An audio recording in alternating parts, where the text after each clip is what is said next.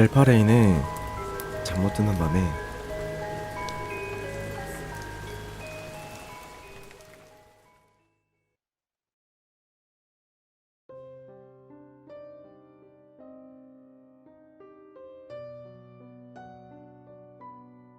죽음을 보는 아이.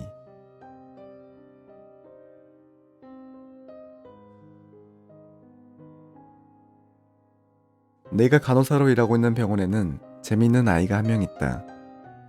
7살쯤 되었을까? 언제나 바쁘게 병실 이곳저곳을 돌아다니며 환자들의 모습을 구경하는 아이. 아이의 생기 넘치는 모습에 환자들은 물론 우리 병원 직원들 모두가 그 아이를 좋아했다.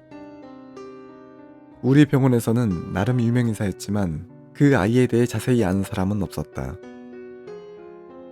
부모님이 어디 계시는지, 이름이 무엇인지, 물을 때마다 아이는 웃기만 할 뿐 대답하지 않았다. 대부분의 시간을 병원에서 보내는 것으로 보아 장기 입원자의 가족인 듯 했기에 더 캐묻는 사람은 없었다. 그 아이는 언제나 산책이라도 나온 듯이 병원 이곳저곳을 누비고 다녔다. 하지만 언젠가부터 아이는 더 이상 활기차게 병원 이곳저곳을 기웃거리지 않았다. 그저 복도 한켠에 우두커니 서서 지나가는 사람들을 조용히 관찰할 뿐이었다. 입원한 가족에게 무슨 일이 일어난 것인지도 모를 일이었다. 걱정이 앞선 나는 고민 끝에 조심스레 아이에게 다가가 말을 걸었다. 요즘 왜 그렇게 기운이 없어?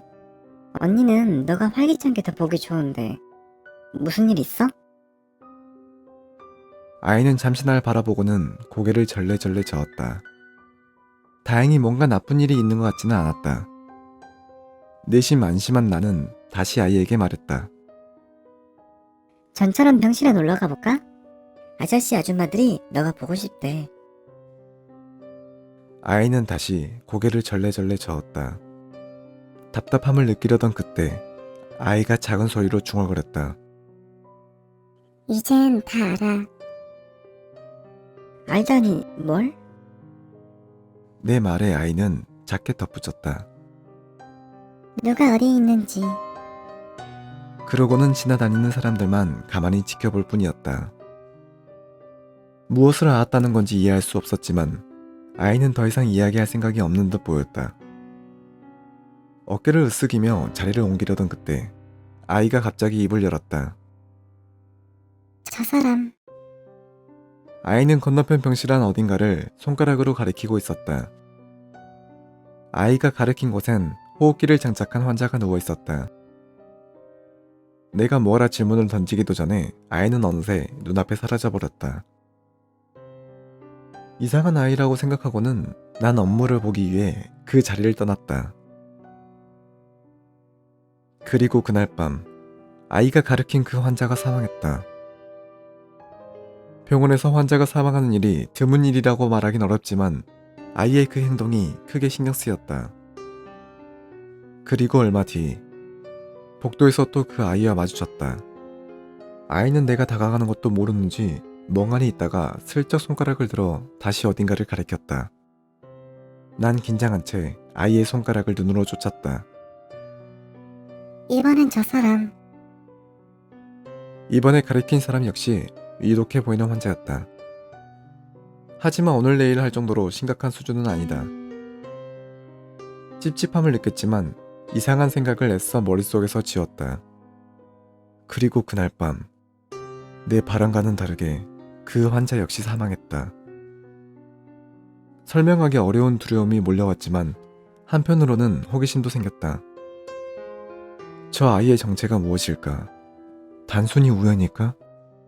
아니면 무언가 죽음을 예견하는 능력이 있는 걸까?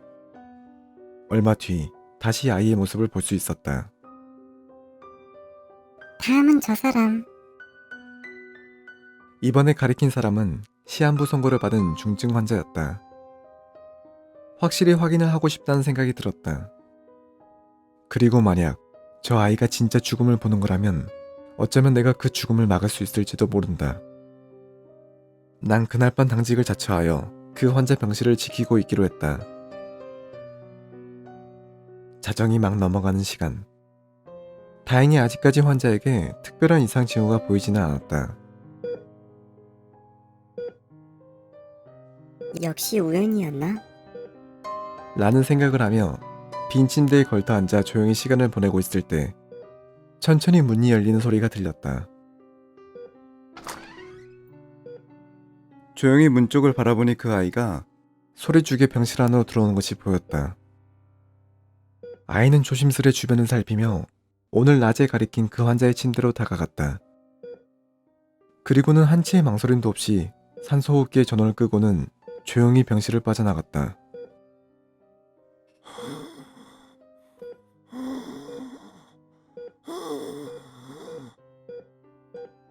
나는 환자가 가쁜 숨을 몰아쉴 때까지 그 자리에서 움직일 수가 없었다.